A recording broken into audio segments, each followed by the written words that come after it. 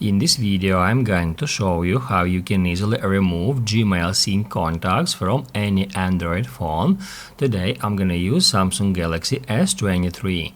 Be sure to watch the video to the very end so you don't make any mistakes. Let's get started, guys, and first off, we need to head over to Settings. We can easily do so by tapping at that gear settings up icon on one of our home screens.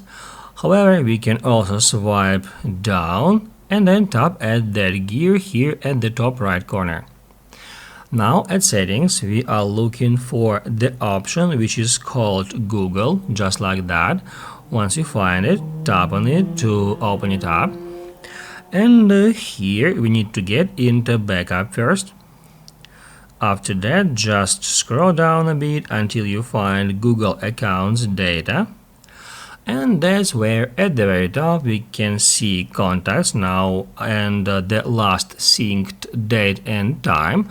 And basically all we have to do in order to remove all the synced data is just turn off the toggle next to contacts. If this video was helpful for you, don't forget to hit the like button.